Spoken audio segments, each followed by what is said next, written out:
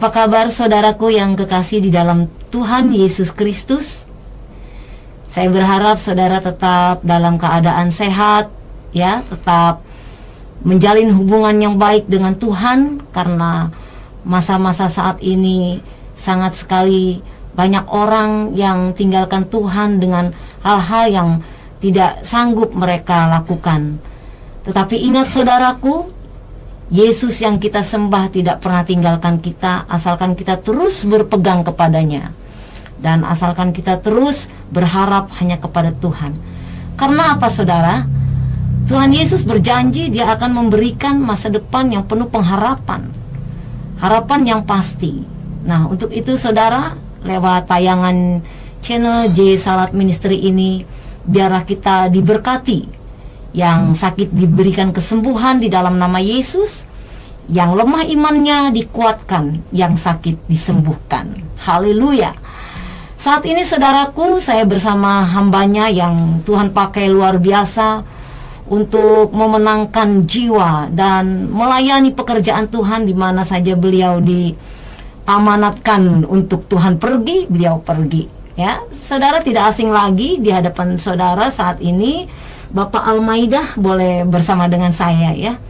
Kalau dari namanya ini tidak asing lagi ya Pak, ya, ya, pasti dari seberang. Dari seberang latar belakang Bapak, ya. Ya, sungguh suatu kehormatan bagi kami Pak. Amin. Bapak boleh bersama-sama dengan kami saat ini, dan sudilah kiranya Bapak memberikan kesaksian, ya, supaya semua orang yang melihat tayangan ini diberkati dan semakin cinta Tuhan Yesus, ya. Oke, baik Pak.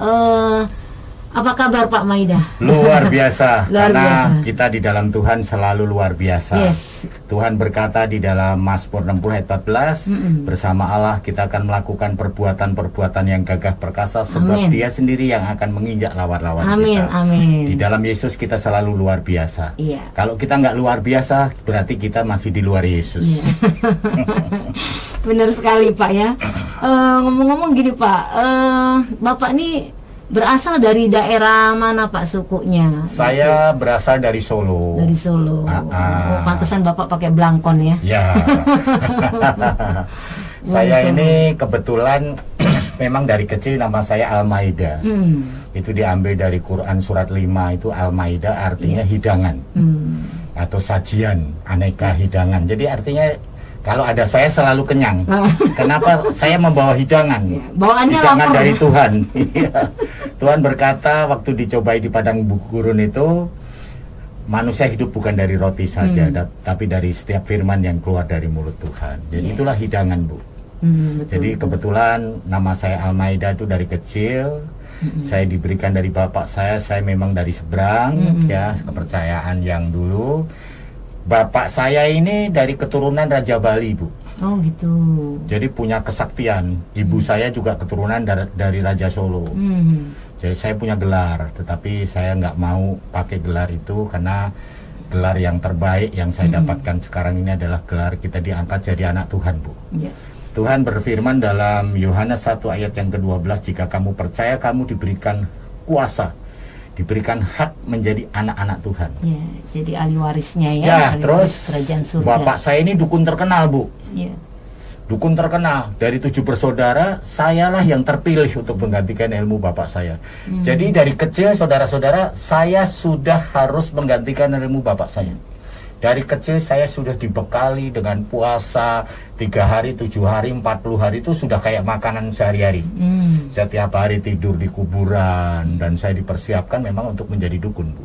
Gitu. Jadi memang sudah dari kecil sudah dipersiapkan oleh keluarga untuk meneruskan Betul, apa ilmu yang bapak saya. Betul, ya. Ya. Oke. Jadi dari kecil itu sampai saya pertama praktek jadi dukun di Tanjung Duren itu, di belakang Taman Anggrek. Di situ saya dijulukin Mbah Dukun Kuntilanak. Karena saya bisa ngusir setan-setan yang orang lain nggak bisa. Oh gitu. Saya bisa menyembuhkan orang-orang yang kesurupan dan lain sebagainya. Bahkan hampir semua penyakit saya sembuhkan dengan ilmu saya yang lama, Bu. Oh gitu, ya. Jadi setan itu kelihatannya bisa membantu kita. Setan itu kelihatannya bisa menolong. Padahal aslinya setan itu di dalam Yohanes 8 ayat 44, Bapak iblislah yang menjadi bapamu dan kamu ingin melakukan pekerjaan bapamu. Dia adalah pembunuh manusia dari awalnya.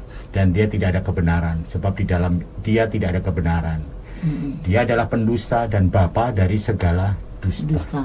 Jadi nama iblis aslinya itu Abu Nawas, Bu. Abu itu bapak, Nawas itu penipu. Penipu ya. Jadi bapaknya penipu itulah, yaitu iblis. Dan saya waktu saya bertapa di beberapa gunung di Baduy, saya sempat diangkat jadi anak Raja Jin, Bu. Jadi Bapak Jin saya bilang, kamu kalau ada apa-apa nanti saya yang akan menyerang orang-orang yang melawan kamu, gitu. Jadi akhirnya saya sombong dulu, Bu. Saya sombong. Saya mau tanya, kok Bapak ada kecenderungan mau gitu untuk meneruskan ilmu itu atau perdukunan itu, Pak? Apa yang memotivasi Bapak akhirnya meraih itu gitu? Saya sebenarnya bukan mau, bukan keinginan. Saya tanya, Bu, kenapa nggak kakak saya yang pertama, kakak saya kedua, kakak saya ketiga, kenapa nggak adik saya? Iya. Mereka nggak punya tempat, gitu. Oh, Jadi gitu. percuma mereka saya kasih, mereka nggak punya tempat. Kamu yang punya tempat, kamu yang berhak, kamu yang bisa menggantikan ilmu Bapak. Jadi akhirnya mau tidak mau, semua ilmu itu saya yang harus menguasai. Dari kecil saya sudah ditiupin di telinga, di ubun-ubun. Saya sudah dibekali banyak ilmu yang harus saya hafalkan, Bu. Baik ilmu dari bapak saya, dari leluhur saya, dan dari agama-agama lain. Dan saya belajar lagi, Bu, di Baduy, di Cirebon, di Cikupa. Saya belajar di tempat-tempat yang lain. Untuk memperdalam ilmu itu ya. Saya nggak merasa puas, Bu. Iya. Saya ingin menjadi orang yang hebat. Gitu. Iya. Itu kira-kira berapa tahun itu Bapak menggeluti ke ilmu kedukunan itu gitu ya, kuasa gelap itu tuh berapa lama prosesnya Bapak Lama, alami? Bu. Sangat lama. Jadi dari mulai 0 sampai saya SMP, SMA itu saya sudah gunakan, Bu. Nah, disitulah saya mendapatkan banyak ilmu itu, semakin saya nggak ada ketenangan, nggak ada damai, karena setiap hari saya harus berantem. Saya apalagi saya dan 2 taekwondo, Bu. Saya dulu atlet taekwondo, saya juri, saya wasit, saya beberapa bela diri juga saya pelajari. Jadi komplit ya, ilmu komplit, itu. Bu. Jadi dari luar ada, dari dalam ada. Itu yang membuat saya ini sebenarnya sulit untuk menerima Yesus sebagai Tuhan dan Juru Selamat pribadi, Bu. Iya. Karena ilmu-ilmu yang saya dapatkan dulu tuh seperti benar-benar bisa membantu, bisa menolong saya dalam segala hal. Tetapi yang saya sangat aneh yaitu tidak ada damai, tidak ada ketenangan itu. Padahal Bapak ada semua ya. Ada Mungkin semua, Bu. Bisa melet orang ya. Sampai bisa... pacar saya 29, Bu. Wah. Pacar saya 29 itu manusia semua. Istri saya yang ke-30 malah, Bu. Itu bukan hasil pelet. Jadi setiap orang yang saya guna-gunain, yang saya mantra-mantrain itu kena. Tapi satu hal, Bu. Setiap saya sengaja mau melet orang Kristen, mau guna-gunain orang Kristen, itu nggak ada yang kena. Kan saya bingung, Bu, ada apa di dalam kekristenan? Nah, ternyata saya pinjam Alkitab dari teman itu, di situ di Bilangan 23 ayat 23, kamu ini adalah keturunan Yakub, keturunan Israel. Kamu adalah keturunan Israel yang sudah dibaharui.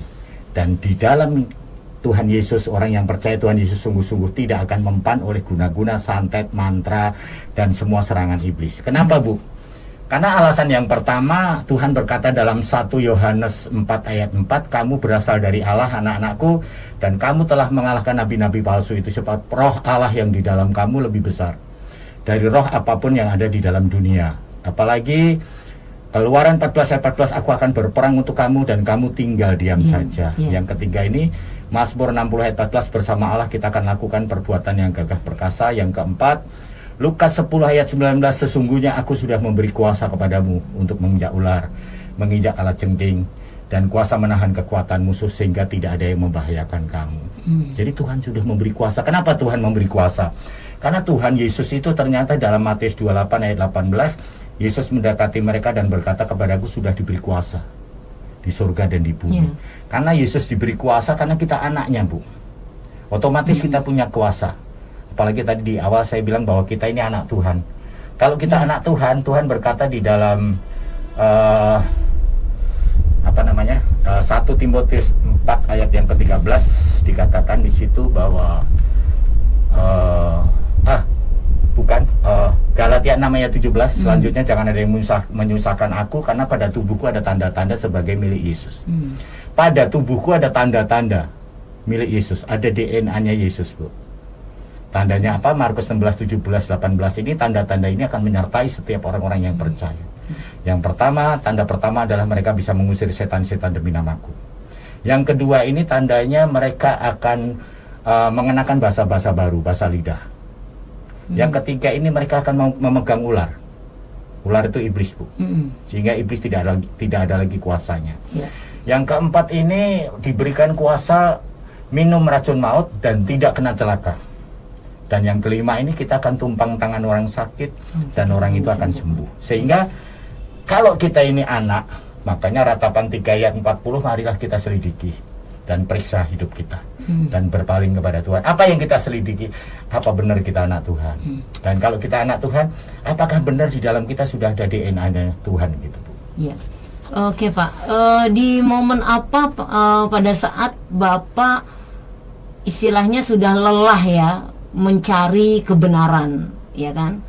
Bapak dulu hidup di dalam kuasa gelap, bahkan melakukannya setiap hari sampai saya dengar Bapak bisa duduk di sini tapi tahu-tahu pindah ke Surabaya. Betul. Gitu sebegitu tingginya ilmu Bapak ya. Betul, bisa rogoh sukmo. Nah, itu dia. Tetapi apa yang membuat Bapak kok saya sepertinya sudah punya kelebihan yang luar biasa, tapi kok saya hidup seperti ini gitu. Dan ada nggak terpikir Bapak waktu itu, nanti saya kalau mati kemana ya gitu? Padahal kalau orang yang punya ilmu tinggi itu istilahnya udah nggak mikirin mati lagi ya kayaknya ya. Betul, betul. Tapi di titik mana Bapak mungkin saat itu berpikir, sempet nggak nanti saya kalau mati kemana gitu ya? Dan apakah itu yang membuat Pak Almaida akhirnya mencari kebenaran itu? Betul, Bu. Jadi saya sudah punya agama, saya sudah punya keyakinan yang tidak saya miliki damai itu. Ketenangan dan tidak ada kepastian, Bu. Tidak ada kepastian. Saya cari dari agama-agama lain, Bu. Bahkan terakhir saya pinjam Alkitab teman ini. Jadi akhirnya saya membuat bingung gitu loh. Ada sebuah lagu yang mengatakan banyak jalan menuju Roma, Bu. Tapi apakah benar ke surga itu seperti kita mau menuju ke Roma? Sedangkan keselamatan saya belum tahu apakah saya benar masuk surga apa enggak. Nah, akhirnya disitulah titik jenuh saya itu. Saya masuk ke kamar, saya dapat ayat di Alkitab Matius 6 ayat 6. Kalau kamu berdoa, masuklah ke kamar. Kuncilah pintu. Di situ saya masuk kamar, saya kunci pintu, Bu, dan saya berdoa begini. Tuhan yang mana yang bisa selamatkan saya? Saya pengen ketemu. Tuhan mana yang bisa menyelamatkan saya? Saya mau ketemu. Malam ini juga saya berdoa dari jam 1 sampai hampir jam setengah 3, Bu. Di situ tiba-tiba genteng saya itu seperti nggak ada. Plafon saya seperti nggak ada. Jadi saya lihat langit terbuka, Bu. Bukan saja langit terbuka, tapi genteng terbuka, genteng gitu loh. Semua, ya? Nah, di situ saya melihat ada bintang-bintang, saya melihat awan-awan. Dan salah satu seperti bagian dari bintang itu turun ke kamar saya dan langsung di depan pintu itu berwujud seperti sinar putih. Dan saya lihat mukanya ganteng begitu, Bu. Saya kan nggak tahu siapa dia, Bu. Saya tanyakan kepada dia, siapa kamu? Apa kamu setan? Apa kamu bapak jin saya yang bisa masuk ke kamar, lubang kunci, lubang angin, hanya setan, hanya jin? Apa kamu jin? Dan dia berkata, anakku, akulah Yesus. Ikutlah aku akan selamatkan kamu. Haleluya. Dan aku akan jadikan kamu sebagai alat bagi kerajaanku. Waktu itu alat saya nggak tahu, Bu, apakah baskom, apakah ember. Ternyata alat itu adalah menjadi hambanya Tuhan. Ya, jadi sarana Tuhan. Jadi akhirnya Tuhan berkata, sebelum dia peluk saya, sebelum aku jadikan dunia ini, aku sudah memilih kamu. Aku sudah menguduskan kamu. Di situ memori saya terbuka, Bu. Dari kecil saya nggak suka ngerokok. Saya nggak suka judi. Saya nggak pernah mau namanya minum-minuman, Bu. Saya terbuka memori saya di situ. Tuhan Yesus meninggalkan saya dan dadah-dadah begini, dan semua ilmu saya kesedot semua, diambil sama Tuhan. Jadi ternyata penerimaan akan Tuhan itu membuat kita seperti dalam sekejap, dalam instan kita diubahkan, Bu. Iya. Jadi penerimaan akan Tuhan itulah yang membuat kita diubahkan. Banyak saya temukan orang Kristen hanya memiliki agama, Bu, tapi dia belum memiliki Yesus secara pribadi. Ya, karena dia beranggap kekristenan itu suatu agama ya sama aja satu gitu ya. itu, Bu, karena di dalam Alkitab juga dikatakan di Wahyu 3 ayat 20 bahwa Tuhan berdiri di muka pintu dan mengetok pintu hati kita. Mengetok barang siapa satu mendengar suaranya. Kedua, membukakan pintu. Ketiga, mempersilahkan dia masuk. Dia akan masuk. Dia akan tinggal dan makan bersama kita. Jadi Tuhan ingin kita buka hati dan mengundang, mari masuk, masuk hatiku. Ya Yesus, di situ saat kita mengundang Yesus masuk. Yohanes 15 ayat yang kelima, akulah pokok anggur dan kamulah ranting-rantingnya. Hiduplah di dalam aku dan aku di dalam kamu, maka kamu akan berbuah banyak. Sebab di luar aku kamu tidak dapat berbuat apa-apa. Ini, Bu, yang membuat saya timbul pertanyaan.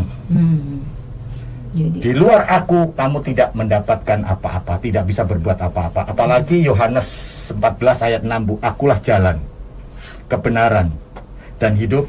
Tidak ada seorang pun yang sampai kepada Bapa kalau tidak melalui aku.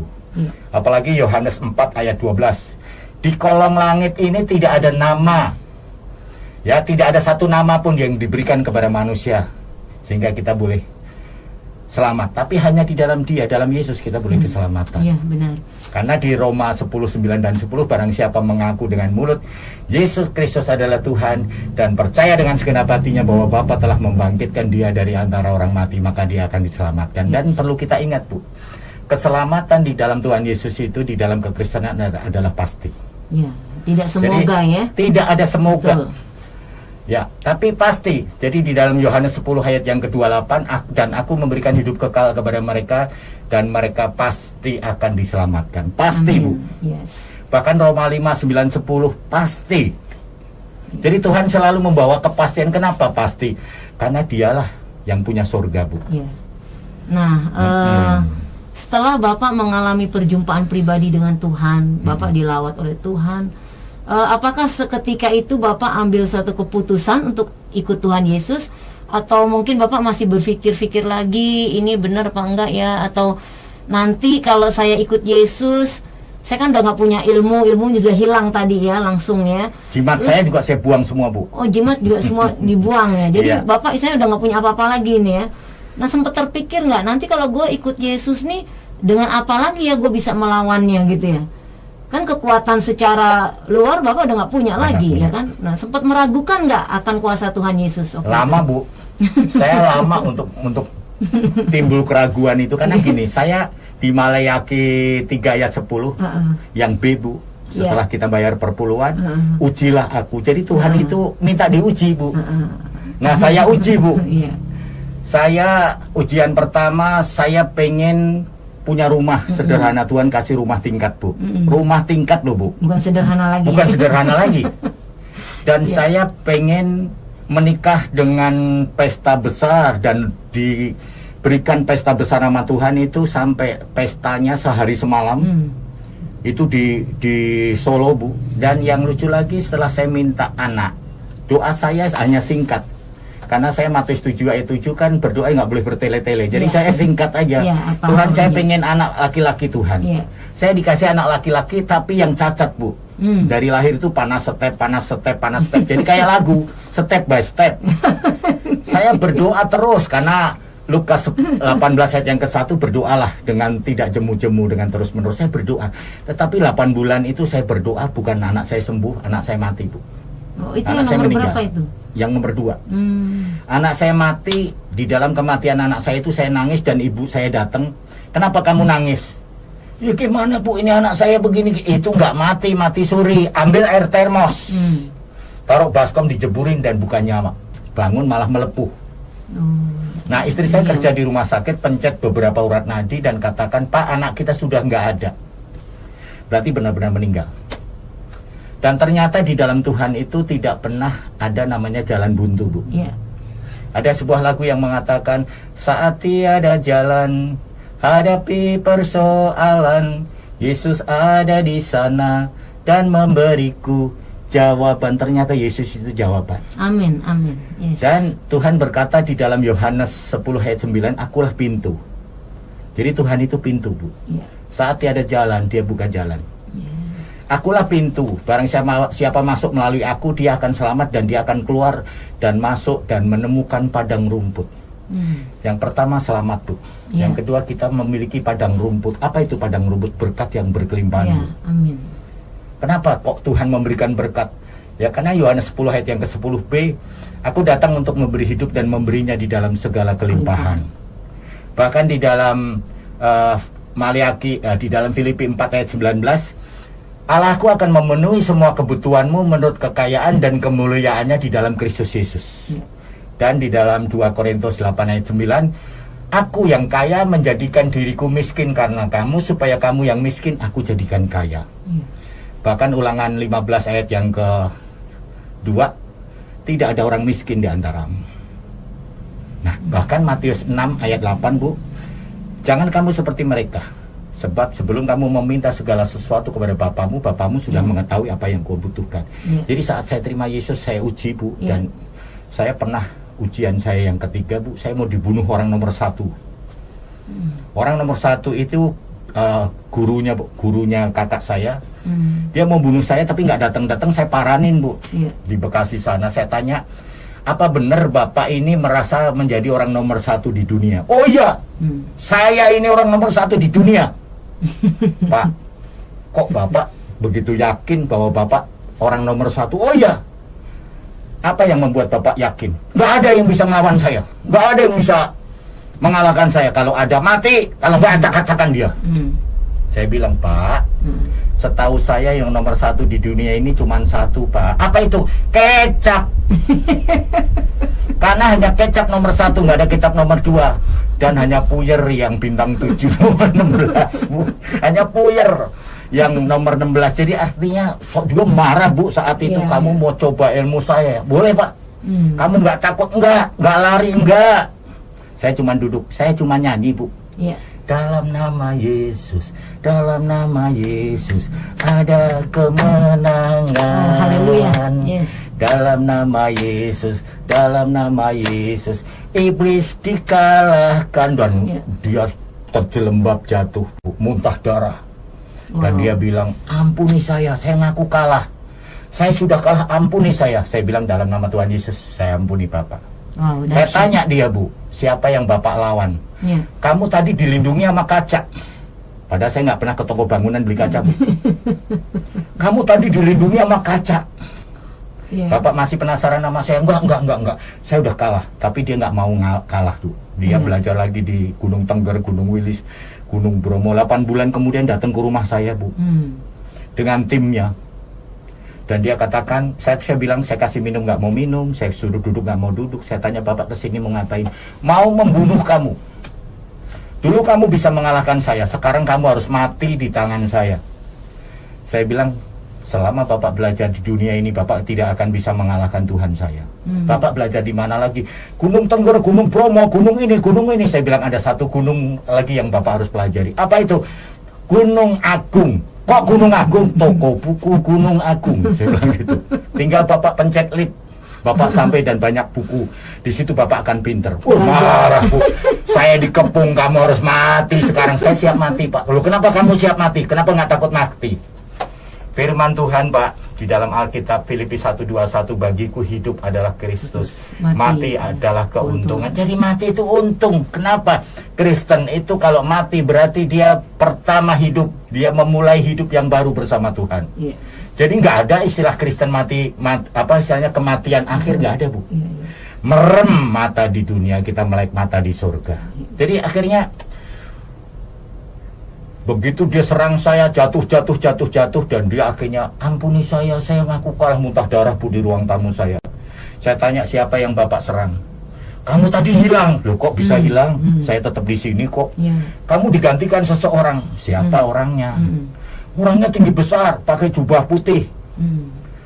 Dia cuman begini, tapi secepat serangan saya, masih cepat itu panah api keluar dari tangan orang itu. Saya tanya, itu wajahnya seperti apa? Seperti matahari silau, saya nggak bisa lihat.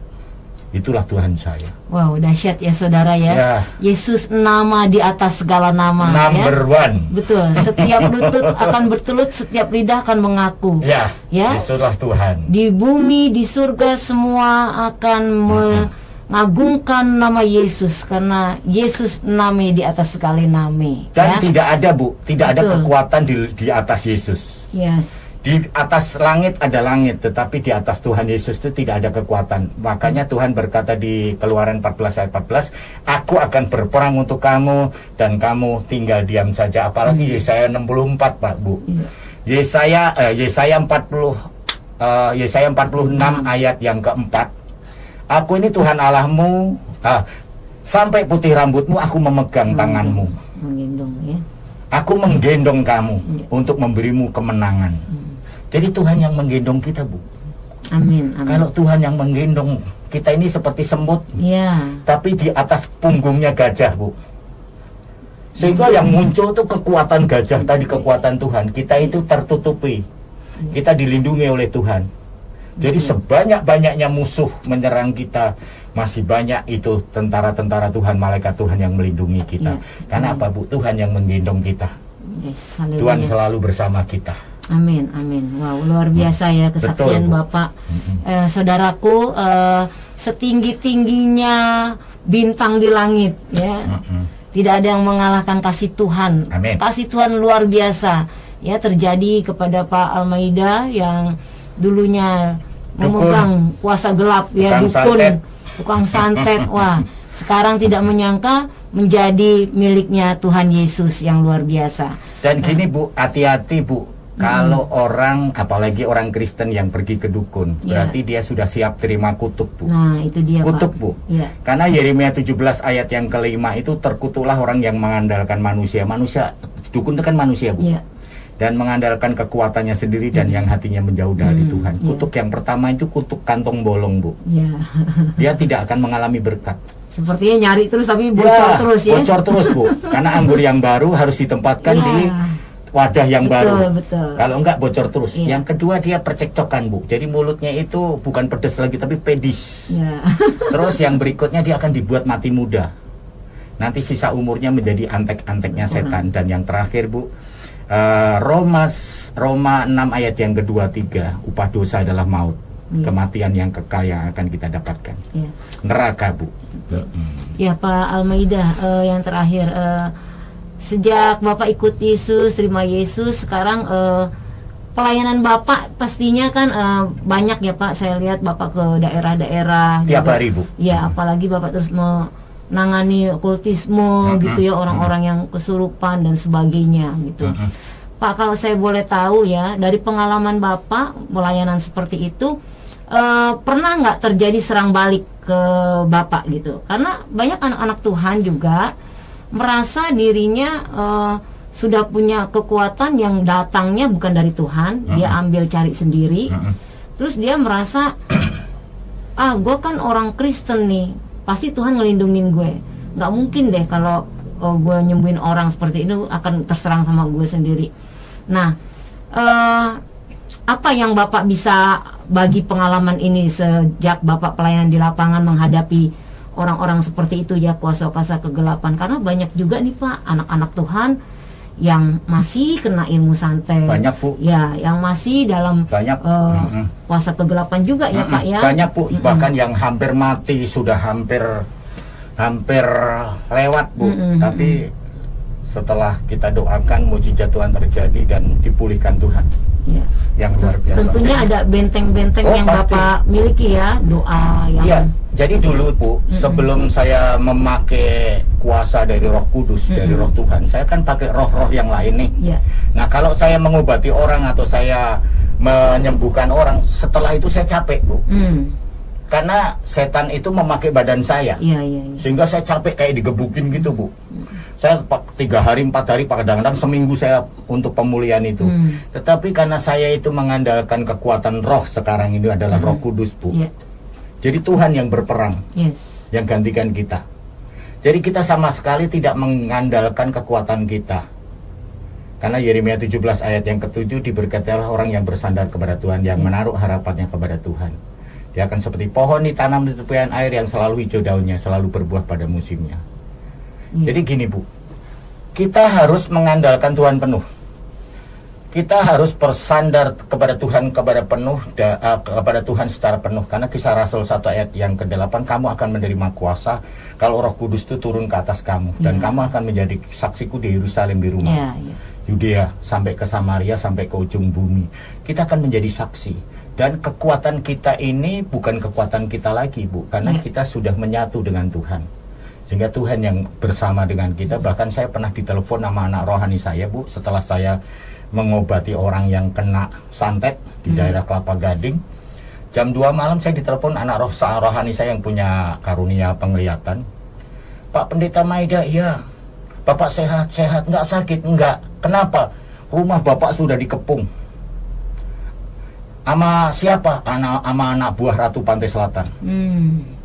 Berapa orang? Ratusan Pak. Bahkan lebih dari ratusan.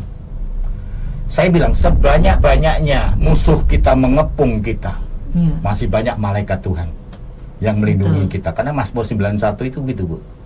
1000 rebah di sisi kita, 10.000 rebah di kanan kita. Kita nggak akan goyah. Sebab Tuhan yang berperang, Tuhan yang mengambil alih.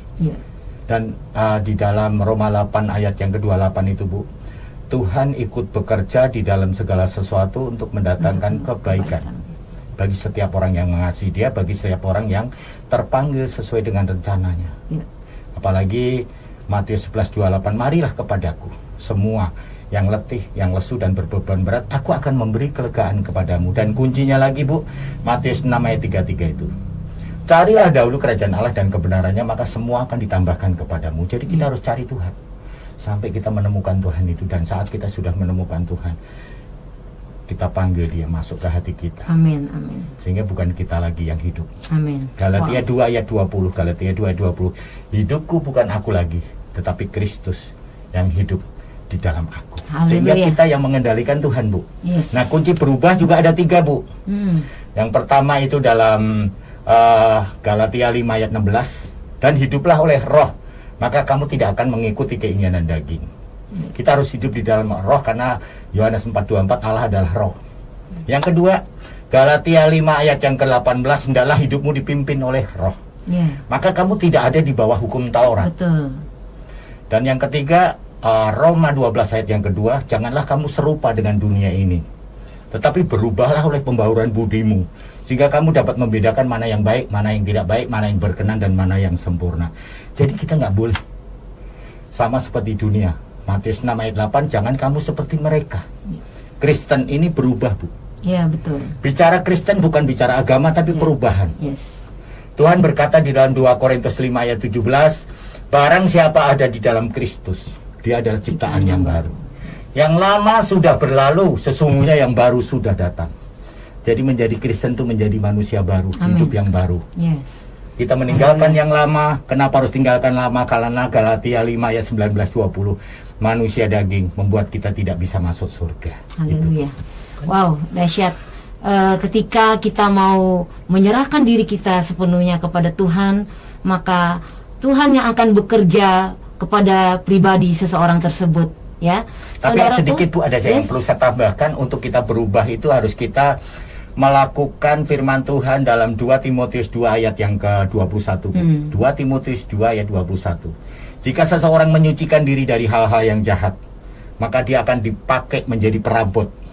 Dia akan dipandang layak, dan dia akan dipakai untuk menjadi alat bagi rumah Tuhan untuk maksud yang mulia. Amin. Ya, kita ini ya saudara ya, yang kita akan dipakai menjadi alatnya Tuhan. Nah, sekarang bagian saudara dan saya, apakah kita siap dibentuk? Apakah kita siap dijadikan bejana yang indah?